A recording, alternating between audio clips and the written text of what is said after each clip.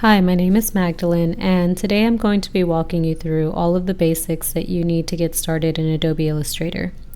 There will be a PDF that you can download to follow along. I highly recommend following along with the PDF because this will be the best way for you to learn the tools and learn the skills that you need as a beginner. Okay, so when you open up the file, you're going to see these three artboards. So in Adobe Illustrator, you have your workspace, which is basically this area here. And in that workspace, you'll have what are known as artboards. I'm going to go further into this actually at the end of the class. I'm going to show you how to set up a file from scratch. So for now, just know that these are your artboards, and this is where you will be creating your artwork. Okay, so on the left-hand side, you will see these icons, and these icons represent all of the tools that you will use in Adobe Illustrator. And one really cool feature and this is in all of Adobe programs, is that if you hover over these icons, you can actually see what they do. There are these little animations that show you what the tools do. So if at any point you forget which icon represents which tool, you can actually just hover over them and you'll see a little animation as well as the name of the tool. Next to the name of the tool, so this is the selection tool, you'll also see a letter in a box, and that's a shortcut. So the shortcut for the selection tool is V, and shortcuts are really helpful because they allow you to work quickly when you're in your workspace, rather than having to come over to the toolbar and find the tool that you need. If you can memorize the shortcuts, you can work a lot faster just by clicking the corresponding letter on your keyboard. So I think the easiest way to get started in Illustrator is to just learn the absolute basics that you need to get started, and then you'll really just add on to that knowledge as you go. You won't necessarily use all of these tools. Everyone works a little bit differently, and as you start learning more, you'll find which tools work best for you. So I think it's easiest to just kind of learn as you go and not try and learn every single tool right from the beginning. That being said, the tools that you absolutely do need to get started are the selection tool, and the shortcut for that is V. And this tool will allow you to, as the name implies, select objects. It'll allow you to scale, which we'll get into a little bit later, but basically make your objects bigger and smaller. It'll allow you to rotate your objects. And it's also just really handy as like a reset. So anytime that you're in one of these tools, you can always use the selection tool to reset. So I'll explain that a little bit more later when we get into using some of the other tools. But just remember, the selection tool can be used as a reset button. The other tool that you'll use really frequently is the direct selection tool.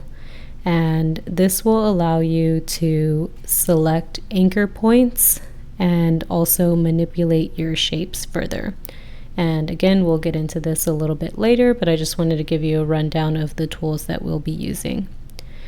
The hand tool is the other tool that you will use often. The shortcut for the hand tool is H, and you'll basically just use this to navigate your workspace. So if you click on the hand icon, and if you don't see all of these icons, you can always click on the three circles at the bottom of the toolbar, and all of your icons should be there. There are different toolbars, so if you click on the icon at the top right hand corner here, you'll see that there is an advanced toolbar and a basic toolbar. So if yours looks a little bit different, it might be because you're in the basic toolbar. Either one works fine. It's just when you're in basic, you have less tools, but you can always access the entire tools just by clicking on the 3 circles down at the bottom. Okay, so I'm going to leave my toolbar in advanced. And the other tool that you will use, that you will always need, is the zoom tool. And when you click on the little magnifying glass icon here, you can actually just click on your screen and then drag the mouse to the right, and that'll zoom in. Or if you drag it out to the left, it'll zoom out. The other way that you can zoom in and out is by clicking Control plus and Control minus on your keyboard. So it's just a matter of what feels more comfortable to you. Either way is fine. Okay, so again, those tools that you will need to get started are the selection tool, shortcut for that is V, the direct selection tool, the shortcut for that is A, the hand tool, the shortcut for that is H, and the zoom tool, and the shortcut for that is Z. I recommend pausing this video and kind of just switching between those 4, just so that you can get comfortable navigating between those 4 tools. So one way to do that is kind of just zooming in and out, switching to the direct selection tool. And again, I highly recommend getting comfortable with the shortcuts because this will make your workflow a lot faster. So press A to go to the direct selection tool, press V to go to these to the selection tool, and then H to use your hand to scroll around. And if you do that just a couple times, kind of navigating through each tool, I think it just makes it a little bit easier to get a hang of working in Illustrator. Okay, and on the right hand side, you'll see that you have these different panels. The first one is properties, and again, your workspace might not look exactly like this workspace, but generally on the right hand side is where you will find the properties panel. The properties panel is going to change according to what you have selected. So if I select this rectangle here, you'll see that I have now this properties panel has changed, and it'll show me the color of that rectangle. It'll show me if it has a stroke. I can change the opacity, so I can make it see-through or have it at 100% opacity if I don't want to see through it at all. And then the properties panel also will change if I select a different tool. So I've selected the text tool here, and I'm just going to quickly create a text box. And as you can see, now the properties panel has changed again.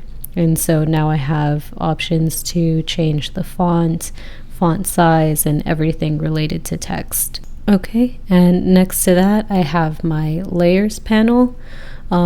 The layers panel shows you everything that you have created in your workspace. It's not going to divide these by artboard, so you kind of just have to keep track of your layers. I do recommend keeping your layers organized and naming them. It can get really disorganized quickly, so basically every single item that you create in your workspace will create one of these individual layers. So if you're working on something really complicated, this can just start to get messy really quick and you won't be able to easily find what you're working on. So what I recommend is, let's say, just to flash forward a little bit, let's say I'm working on this ice cream cone, and let's say that my artboard is going to have an ice cream cone and text and maybe some other things like a person or an illustration of a person or a sun. I would want to have a layer for each item. That'll just help you stay really organized. So next to your layer, you'll see that if you click in this space here, you can actually change the name. And then to create a new layer, you can just click on the plus sign at the bottom of this panel, and that's how you create a new layer. And then you can also create sublayers by clicking on the icon next to it that has an arrow pointed to the plus sign box. And in that way you can, you don't necessarily have to create a whole new layer for each thing. You can just also create sub layers, and not only will this help you stay organized, but you can also do things like, if you want to just move everything in this layer, you can easily do that by selecting the entire layer, or you can also turn off the visibility this way. So if you want to hide something that's in a layer, you can click this eye icon here, and that'll turn everything on that layer. It'll just turn the visibility off. One more thing you'll notice here is there are these little key box or key lock icons next to the eye, and that will lock the layers. So if I press that little lock, now I won't be able to select anything on this layer. And that's also really helpful for, again, when you're working on complex illustrations and you need to lock part of this so that you're not accidentally selecting it or moving things around. You'll want to lock the layer. So that's pretty much all the basics that you need to get started in Illustrator. There is a whole lot more that goes into this program.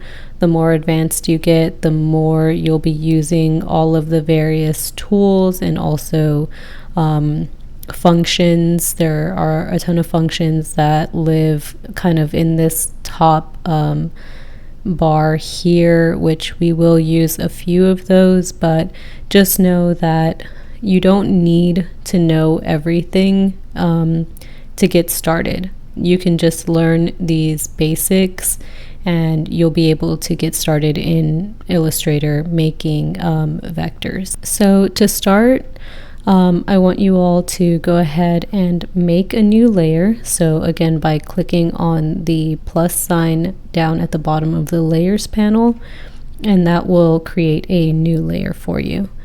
And go ahead and lock all of these other layers that I made so that we're not accidentally clicking on them. Okay, and we're going to start on the first artboard here. So if you want to go ahead and zoom in so that you can see a little bit better, just remember Control plus, or you can use the zoom tool to zoom in. And so we're going to go ahead and get started making this rectangle here. And to start, we'll just use the shape tool, which is the rectangle icon here. And if you right click on that, you'll see there are various shapes that you can choose from. We're going to go ahead and just get started with the rectangle for now. And you have to make sure that you are in that new layer. So make sure that you've clicked on that layer, and now you can create a rectangle by using the shape tool. And you'll see that the crosshair kind of replaces your cursor. So anytime that you're in a tool, that tool will change what your cursor looks like. So when you're in the selection tool, you'll see an arrow. When you're in the shape tool, you'll see you get these crosshairs. Okay, so to make a square, we're just going to draw over this template that I've created. And to do that, you're just going to kind of find the top left-hand corner and click down on your mouse and just drag it out, and you'll see these pink lines appear, and just kind of line it up with the rectangle underneath. Okay, so we can't see what we've created necessarily because it's the exact same color as the template that I've created. So I'm going to change the color by going to properties, and next to fill I can just click on that box, and I don't really have any colors in this file, so one thing you can do is you can just click on the color mixer, and by changing this to HSB you can select from these colors here. And we'll talk a little bit about color palettes in a minute. Generally, when you start a new file, you will have a lot of different colors to choose from in this swatches menu. But for now, we can just go ahead and pick colors from here if you want, or you can just use this blue color that is on the file. Okay, so taking a closer look at what we just created, I want to show you what a vector is made out of. So for starters, if you're not familiar with what a vector is basically a scalable object that is based on mathematical equations, and what that means in normal terms is just it's something that can be scaled infinitely. So with photos, because they're made from pixels, you can only ever scale them so big and they eventually start to lose resolution. But with vectors, you could make this square billboard sized and you would never lose resolution on it because it is a mathematical equation. So that's all that means. But from a practical standpoint, you'll see these boxes appear around this shape, and these are anchor points. So basically a vector is made up of anchor points, and it's also made up of paths. So in between anchor points, you'll have paths, and this is what's creating your shape. So with the direct selection tool selected, if you click on one of the anchor points, you can actually just drag that and it's going to change the shape of your vector. Okay, so these anchor points allow you to manipulate the way that your shape looks. If you're clicking on this point and it's actually moving the entire object, just double click on an anchor point and that should allow you to select just one anchor point. If you want to select two anchor points or more, you can actually click on one, hold down Shift on your keyboard and select another one. And as you can see, the anchor points that I've selected are filled in, whereas the anchor points that are not selected are just white boxes. And now when I move these anchor points, I'm actually moving both of them instead of just one. Okay, so now let's create this rounded rectangle, which there is a rounded rectangle tool, but I'm going to show you how to manually make this rounded rectangle because it's a really handy feature. So we're going to just create another rectangle, and as you can see, if I hover over the top left-hand corner, these pink lines appear. Those are what are known as smart guides, and they'll just kind of allow you to easily find where things are lining up. So exactly where I was, it was kind of like where the edges of this rectangle would be if they weren't rounded. So I'm just going to draw this rectangle, and it doesn't need to be perfect. It can just kind of be an approximate of what was underneath. Okay, so now that we have our rectangle, if you click on the selection tool, you'll see that these circles appear in the corners of this rectangle. And you can just click on one of these circles and drag it in, and you'll see that it rounds the edges of the rectangle. You can also select these individually. So if you go to the direct selection tool and click on one of them, you'll see this little rounded icon with a circle appears underneath it, and that means that you've selected just this one. And you'll see that this circle actually looks different than the other ones as well. And you could also select two or more if you want, again, by holding down Shift and selecting another one, and you'll see now these two have like this dark pink circle around them, and now I can manipulate just these two if I want to. One more thing that I forgot to mention that is really handy to know in Illustrator is undo. So anytime you want to undo an action in Illustrator, you can actually just click Control Z on your keyboard, and that'll undo everything that you've just done, the last step that you've just done. So you can keep clicking Control Z if there's something that you want to undo, and just reset. Okay, so I'm going to leave these edges rounded. And now I want to show you what this vector looks like now that we've rounded these edges. So just zooming in again here, if I click on these anchor points, you'll see that now they have these little handles coming off of them. And so if you click on these handles, you can actually manipulate this shape even further. So the handles control the curvature of these lines. So you'll see anytime you click on any of these anchor points, they all have handles because these edges are round. Okay, and that brings us to the circle. So there is an ellipse tool, and you can easily make circles by clicking on the ellipse tool and then holding down Shift on your keyboard, and that will make a circle. If you don't hold down Shift and you use the ellipse tool, then you can make ellipses instead of circles. So that's the easy way to make a circle. I want to go ahead and move on to the pen tool, which is one of the hardest tools to master in Illustrator, but I think it's important to understand how the pen tool works because it gives you a deeper understanding of how vectors are created.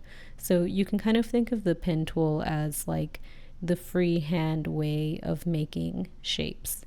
And it's really precise. So it's important to learn how to use the pen tool because there will be times where you're trying to make something really exact, and it's very helpful to know how to use the pen tool. That being said, you can make a lot of different things just by using the shape tool. There are tools and tricks that I'll show you later on in this lesson that will allow you to basically just make complex vectors out of shapes. So let's go ahead and give the pen tool a try anyway. So to make a circle, what you do is you left click on your mouse, and I'm going to start at the top point of this circle here. And when you left click on your mouse, you don't let go of it and just drag out to the right, and you'll see that the handles appear. And what this is doing is it's creating a path that's going to have a curve to it. So now I'm going to go ahead and let go of my mouse, and you'll see as I draw my pen tool out, it has a curve to it. Okay, And before selecting another point, I have some options on where I can place this next point. So as I'm following this circle, right here, it's already creating a curve that really mimics this circle. So I could put a point there, but I'm actually going to go a little bit further down and kind of try and go halfway through this circle. Because with vectors, you want to use as few anchor points as possible. So anytime you're creating a vector, you want to make this shape with as few anchor points as you can. And if I put one here, that means I'm going to have to make another one here and maybe another one here. And then this shape is going to be a lot more complicated than it needs to be. So instead of doing that, what I'm going to do is I'm going to just kind of eyeball where the halfway point of this circle is, and I'm going to click here, and then again by dragging out, so I didn't release the mouse, I can create the curve of this line so that it's following the circle. Okay, so now I only have 2 anchor points instead of having maybe 3 if I had put another one down here. Okay, and I'm going to do the same here, so kind of just guessing that this is maybe about halfway, and I'm going to click and drag again, and you can see the pink line is following the edge of the circle. Okay, and I didn't quite get it perfect, but that's okay because you can always go back and make adjustments.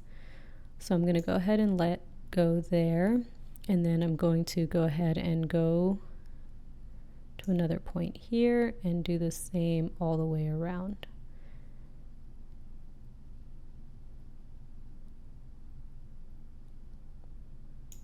Okay, and again, I'm not getting this so perfect on the first try, but I'm going to show you how you can go back and adjust it afterwards.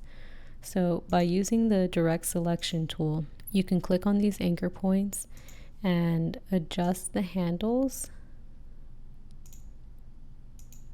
So just kind of make some adjustments here to manipulate this shape so that it is creating more of a circle. Okay, and I'm only seeing one handle on this anchor point. So to bring up the other handle, I'm going to right click on the pen tool, and you'll see there's a anchor point tool listed at the bottom of this list. And if you want to use the shortcut, you can see right here it says Shift plus C. So I'm going to use the shortcut, which is Shift plus C. And you'll see that now my cursor is this little kind of like a triangle. And now I can click on that anchor point and drag it out again, and it's going to give me both handles.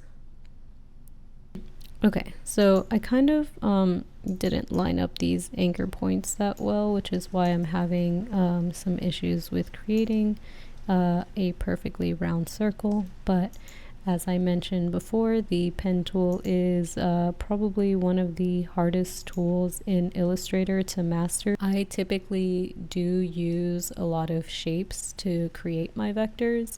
But again, it is really helpful to know how to use the pen tool. So that is something that I continually try to get better at. But as you can see, I am by no means a master at the pen tool. Okay, so if you haven't already, definitely give this a try. Try and make the circle by using the pen tool to create your anchors, and then use the direct selection tool to manipulate your anchor points by pulling on the handles, and try and make this circle here. Okay, and I want to show you one more way to make this circle. So one other way that you could make this circle is also with the pen tool, and you'll find that there are a lot of different ways to make vectors. So these are by no means the only ways to create shapes in Illustrator. So I'm going to use the pen tool and also the curvature tool. Let me show you how that's done. Okay, so again, I'm going to kind of just eyeball here where my midpoints are, and I'm just going to add 4 anchor points on this circle. Okay, and then by using the direct selection tool, you can actually grab on a part of the path and actually create a curve by dragging out that path.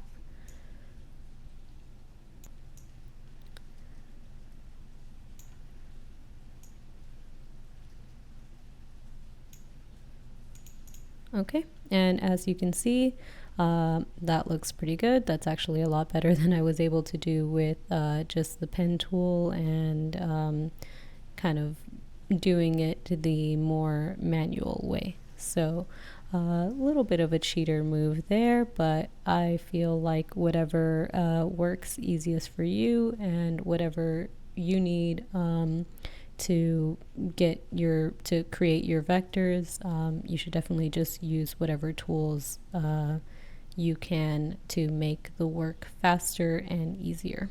Okay, so moving on to this shape here, this flower, I want to show you a couple of different tricks for creating these more complicated vectors easily. So for this flower, we're actually going to start with an ellipse, and you can just kind of draw this sort of like egg shape over this shape here over the template. And by using the scaling tools, you can see this is the bounding box around the shape here, this rectangle, and then you have these white little boxes around the edges. That's how you can scale this shape. So when you're in the selection tool, you'll see this bounding box, and essentially the selection tool will act on the shape as a whole, whereas the direct selection tool will act on the anchor points. So just a little distinction there when you're manipulating shapes. So we're going to use the selection tool and kind of just bring this shape out quickly.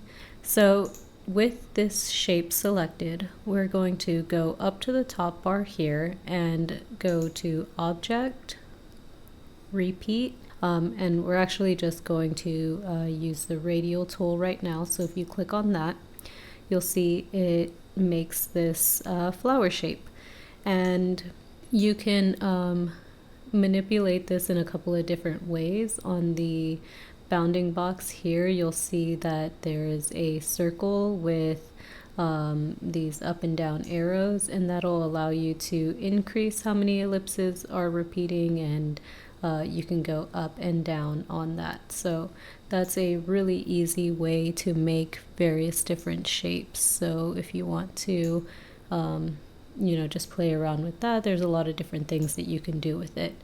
You can also change how close together these ellipses are. So with this circle here, you can bring them out so that they're further away. You can bring them in so that they're closer together. You can always manipulate the the foundational shape by double clicking on it. And typically if you double click on a vector, it'll go into what's called isolation mode. So right now we're like in the isolation mode, and if I want to change the way that these petals look, I can still change the original shape, and it'll you see it has an effect on all of the shapes in this repeat. And then to exit out of here, you'll see there's this top bar that appeared here, and you just click on the back arrow, and that'll allow you to exit out of the isolation mode. And again, you can still continue to play with this shape. it will remain in this state where all of these are connected. If you wanted to make these into individual vectors that are that you're able to manipulate, you have to click on that, the repeat, and then go to Object and Expand, and then just click OK for Object and Fill. And now these are a group of vectors instead of being in that repeat shape. So you can't use the function where you're changing the repeat options, but now you can manipulate this shape in a different way that you wouldn't be able to if you were still in that repeat mode. So now let's make this little house here. And again, we're going to just build this with the shape tools. And we're going to use the shape builder. So this is a really cool way to unite shapes, as you can see in the animation here. We're going to start with the star tool.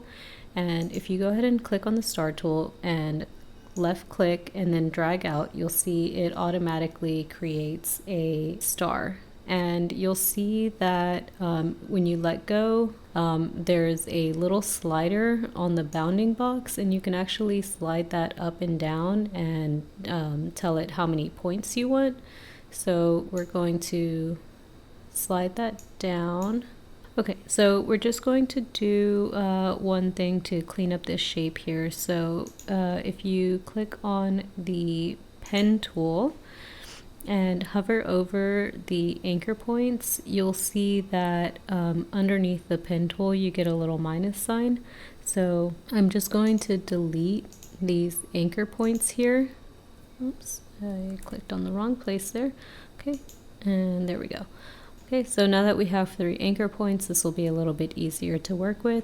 And one more thing is we're just going to reset this box so that it's not off to the side this way. So if you go to Object, Transform, and Reset Bounding Box, now you'll see that it's a little bit more centered on the shape. Okay, so now by going to the Direct Selection tool, we can click on these anchor points and just drag them out so that we are changing this triangle to be the shape of the top of the house here.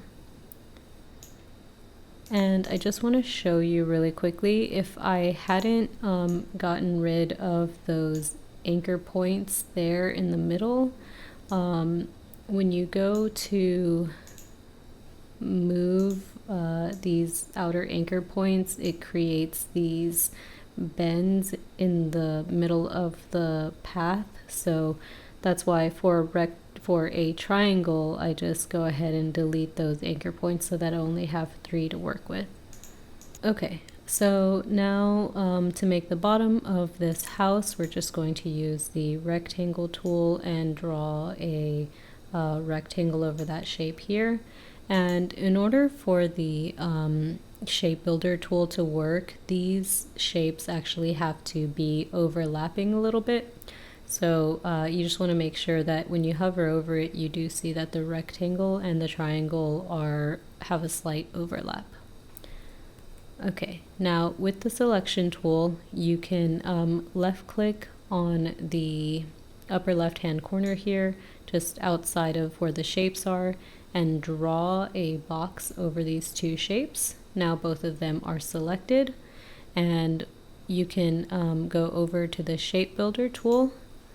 You can see that you can highlight over these shapes now, and also there's a plus sign underneath the cursor. So you want to just draw over these shapes, and then you can see they're also being highlighted red. And now this is just one shape. And then I'm just going to go in here with my direct selection tool and kind of just manipulate these anchor points so that it is covering over the initial template. Now we're going to make the little door here. And to do that, I'm going to grab the rectangle tool and just draw a rectangle over the house shape here. And again, with the selection tool, I'm just going to draw over all of these and then go over to the shape builder. And now I'm going to click Alt, and you'll see that a minus sign appears underneath the cursor, and I can just punch out this shape. Okay, so now we've punched out that triangle, and you can see we have our little house icon here. And I just want to show you one more way that you can make these icons or more like complex shapes using the shape tool. So one other way to do this, I'm just going to make another triangle here, and I'm just going to make this one quickly, so it's not going to be a perfect looking house here, but let's just say I have my rectangle and or I have my triangle and a rectangle base here. And instead of using the shape builder tool where you kind of have to overlap these shapes, one other way that you can do it is you can actually just grab both of these. And actually, while I'm at it, let me show you a different way to select multiple shapes. You can click on one and then hold down Shift and click on another one, and now both of these are selected. And you can tell they're selected because they have a filled in pink box in the middle. Okay, so the other way to make this shape is by using the Pathfinder tool, which I have down here. And if you're not seeing the Pathfinder, you can go up to Window and click on Pathfinder, and that will open up this box here. Okay, so with both of these selected, I can click on Unite, which is the first option here, and that will also bring those shapes together. And then to make the door, I could draw a rectangle just like I did before, and then again select both of these shapes. And this time, instead of using Unite, I could either use minus front, and that would get rid of that shape, or I could also use Divide, and that will also cut out that shape. Except it groups them together, so you do have to ungroup them, and that cuts out the shape without getting rid of that rectangle. So if you wanted this shape for some reason, you could use Divide, and then you would still have that original shape that you used to create the door. And then, sorry, I said this really quickly, but let me just take a couple steps backwards. When I used the Divide option, it did group these together.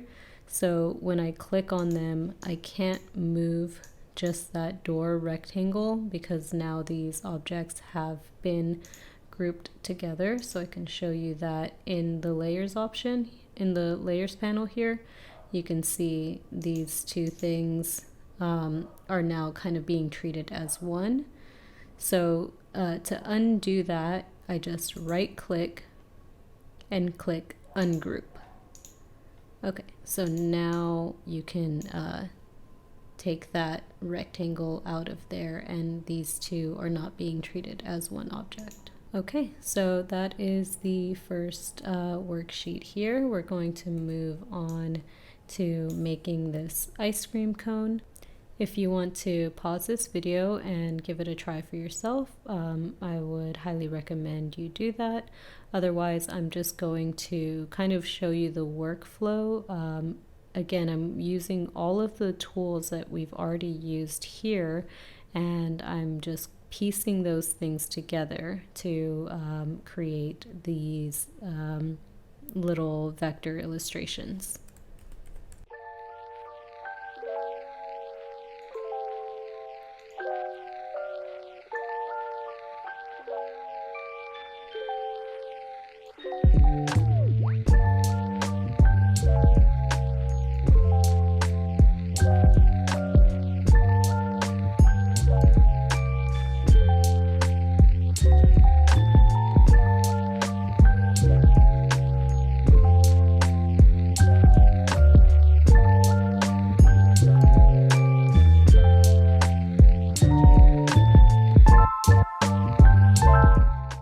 Okay, so I have my basic shape here now, and I'm going to show you how you can change the colors on this ice cream cone.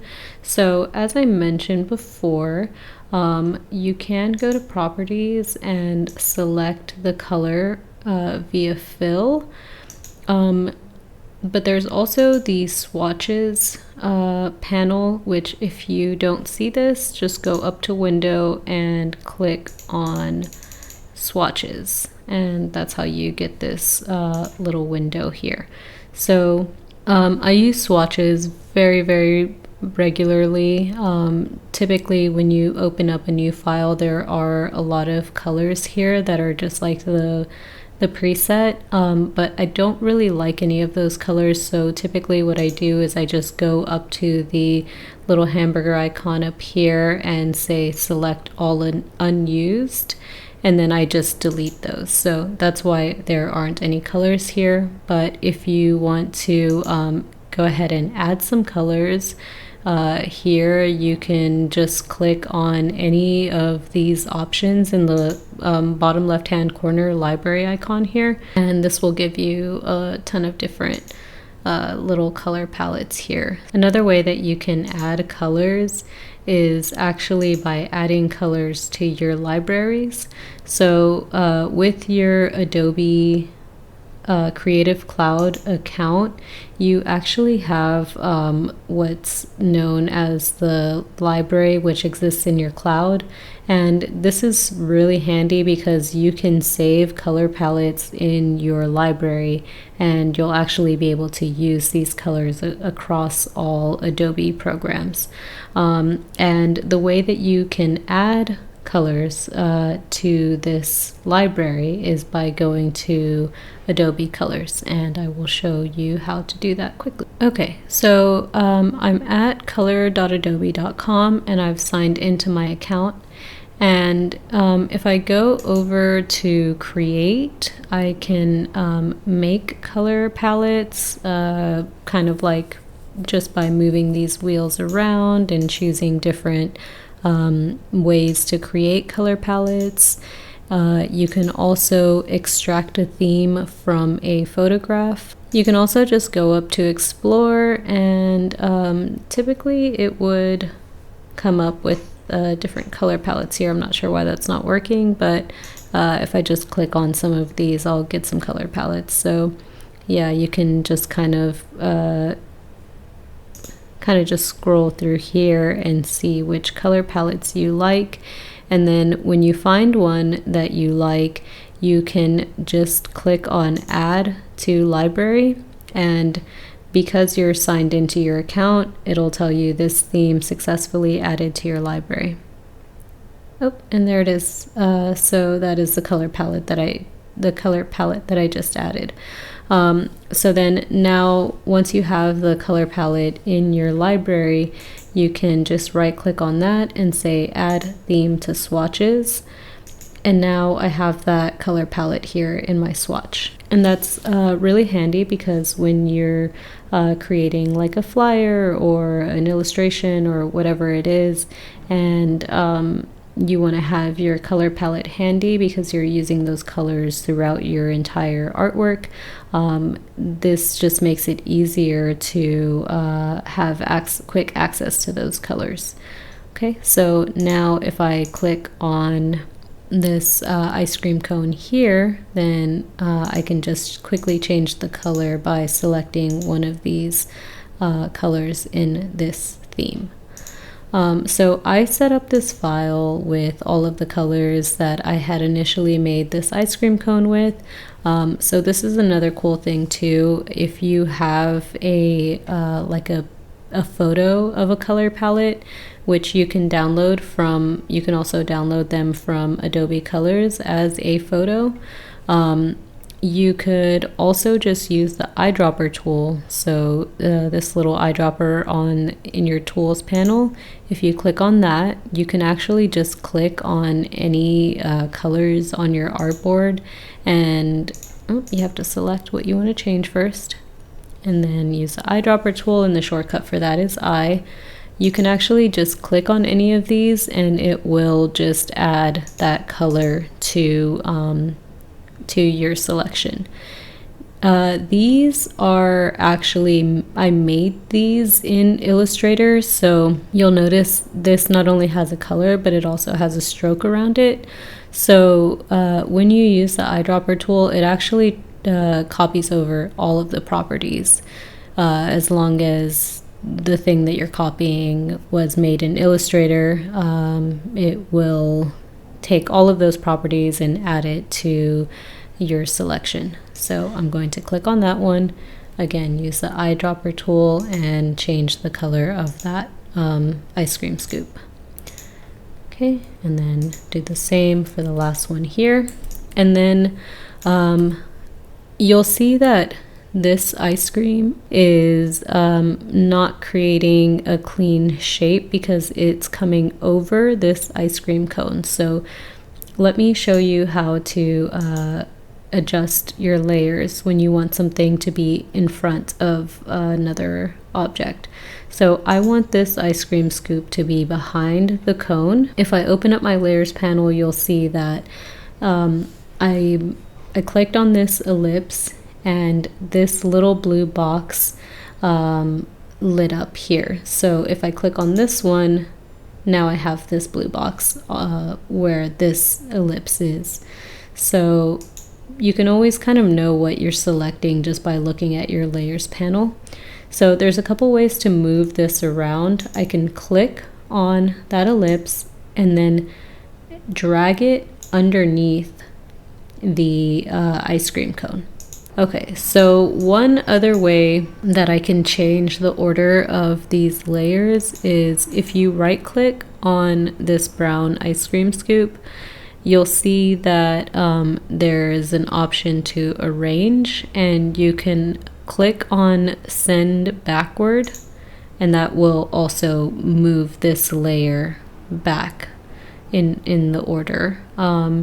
And there, if you notice, there is a shortcut as well. So if you want to use the shortcut, it is Control plus and then like the left and right brackets.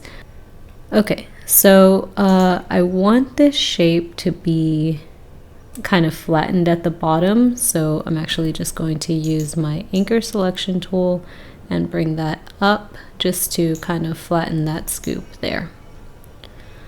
Okay, so I'm almost done with this ice cream cone. I just have the little sprinkles to add here.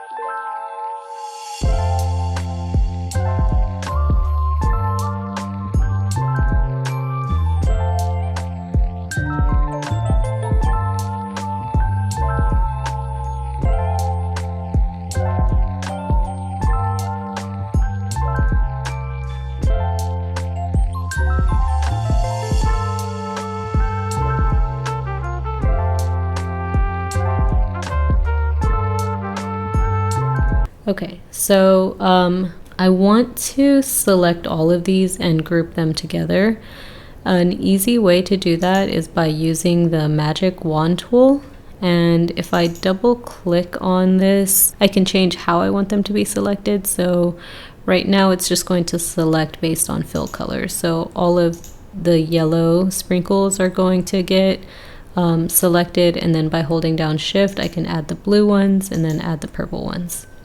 So now all of these sprinkles are selected, and I'm going to go ahead and group them together. Okay, so right click and click group, and now you'll see on the right hand side underneath the layers, these are all one group now. I have all of them selected, and I can click Alt and it will just move those to the top there. And then if I want to ungroup these, I can right click, ungroup, and then that way I can move them around individually. Okay, or if you don't want to ungroup them, because I actually don't want to ungroup them since I want to just kind of keep them tidy in a group that way, you can actually just double click, and again you'll go into isolation mode and you can just move these around. And then once you're done moving the ones that you want to move around, you can just go back and they'll still be in a group.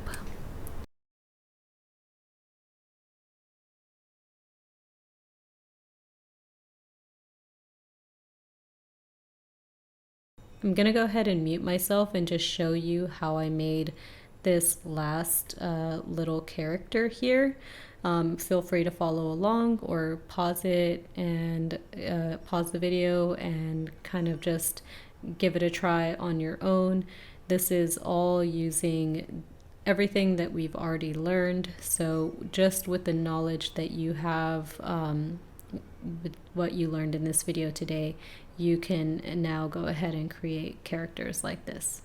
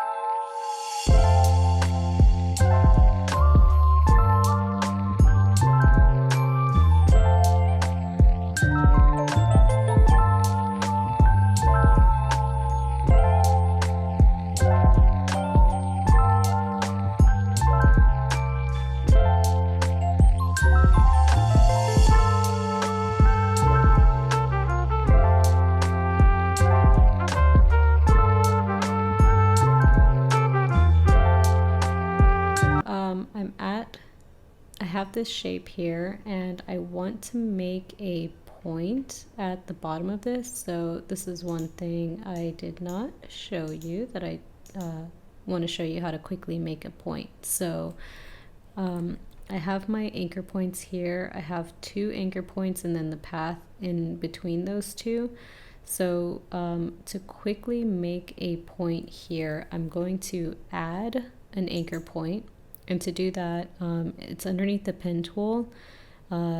It's just the plus sign on your keyboard. That's a shortcut. And you'll see the smart guide appears. So it's showing me where the middle of this path is. And I have my pen tool selected with the add anchor point. And I'm just going to click here and add a point there. So now I have an anchor point here. So I have my point here. And I'm going to use the curvature tool to drag this shape out. and I'm just going to double click that, and that's going to quickly, easily make a point there. And then I'm going to use my use these circles to kind of curve that edge, make that nice and round, and then I'll just use the kind of like the scale tool to bring this shape in.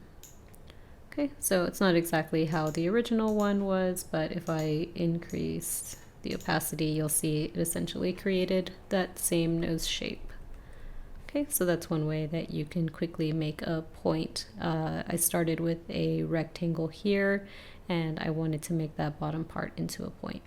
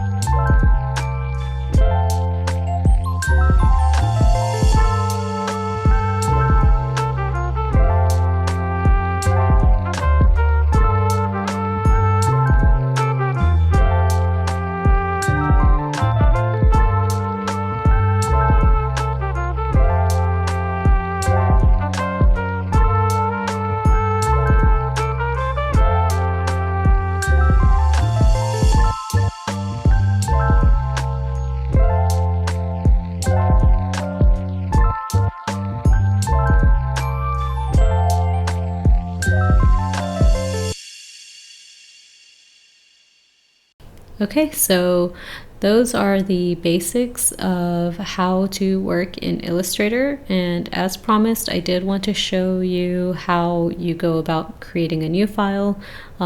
If you were following along, you actually just opened up my file and we started working right away. So first of all, before we do that, let me show you how you would save your files.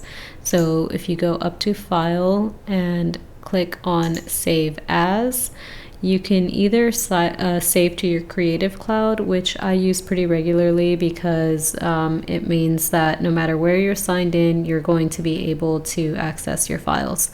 You can also save on your computer. So I'm just going to go to Save to Creative Cloud, and this is going to allow me to save as an AI file, which means that I can always edit this file. If I want to save this as a different type of file, I can also click on Save As, and it'll allow me to save as a PDF or an SVG. An SVG is also an Adobe editable file, so either AI, PDF, or SVG will be editable again in Illustrator. Okay, you can also export this as a PNG, and exporting it as a PNG is essentially like saving it as a photo. You can also export it as a JPEG. This is another photo type file.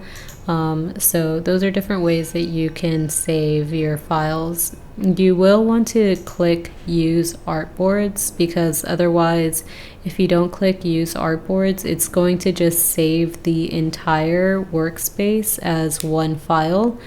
If you select Use Artboards, it's going to save each individual artboard as its own file. Okay, and so when you're starting a new file, I'm going to go ahead and exit out of this.